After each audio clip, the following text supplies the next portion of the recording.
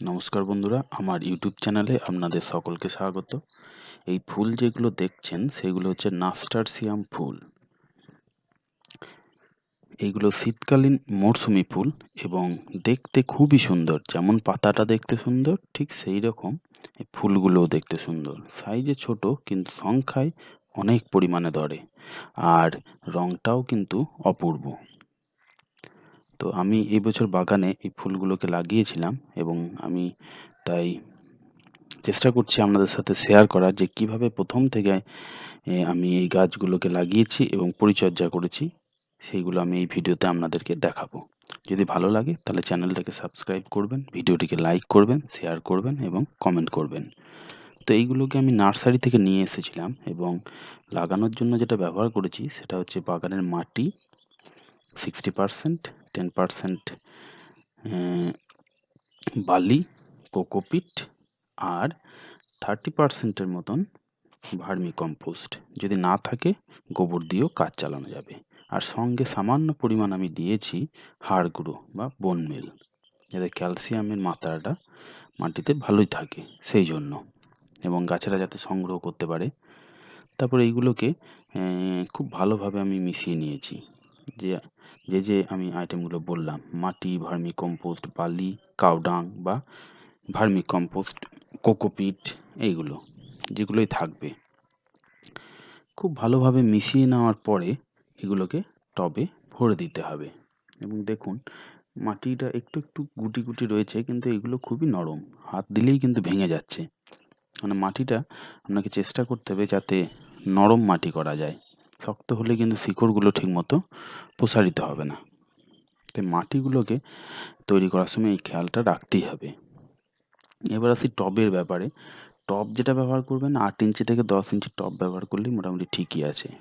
তারপর ওই যে ফুটোটা আছে ওখানে একটু খোলাঙ্কুচি দিয়ে দেওয়ার চেষ্টা করবেন। আর যেহেতু আমার চারাগুলো নার্সারি থেকে নিয়ে আসা, তাই যে প্লাস্টিকটা আছে প্লাস্টিকটা কিন্তু আমি ছিঁড়ে ফেলে দিলাম। দেখুন শিকড় খুবই সুন্দরভাবে গজিয়েছে।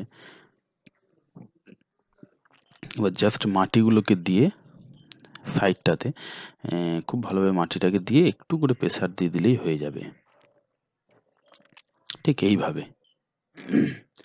দেখতে দেখতে যদি ভিডিওটি ভালো লাগে তাহলে আপনারা চ্যানেলটিকে সাবস্ক্রাইব করবেন, ভিডিওটিতে একটা লাইক করে দেবেন।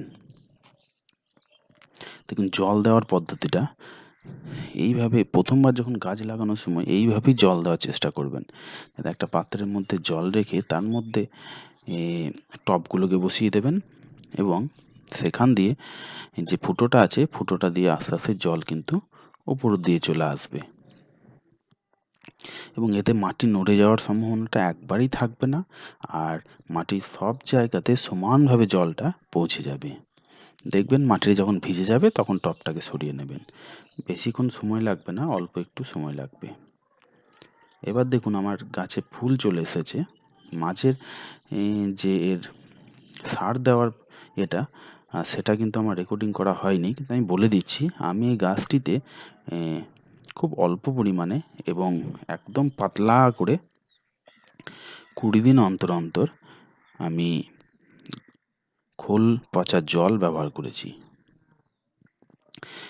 এই খোল পচা জলটা কিন্তু রেগুলার ব্যবহার করে যেতে হবে এবং সেটা গাছের পক্ষে মানে অসাধারণ একটা সার।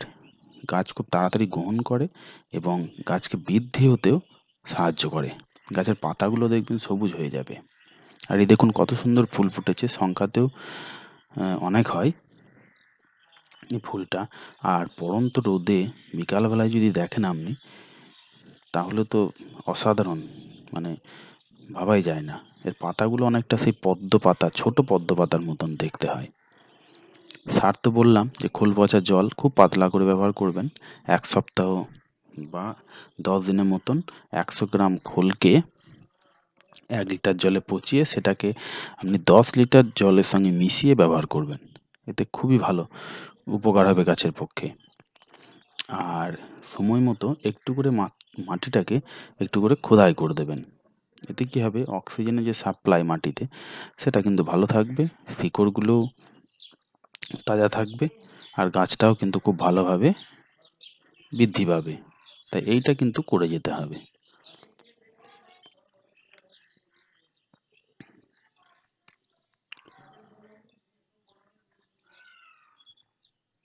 এইভাবে গাছের যত্ন নেবেন এবং যে শুকনো পাতাগুলো আছে সেই পাতাগুলো একটু কেটে দেওয়ার চেষ্টা করবেন, মরা পাতাগুলো।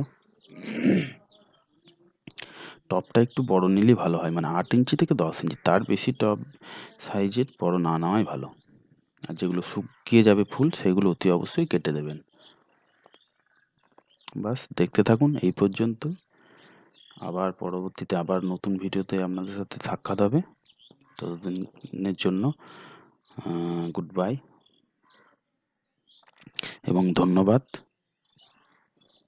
যদি পারেন চ্যানেলটিকে সাবস্ক্রাইব করে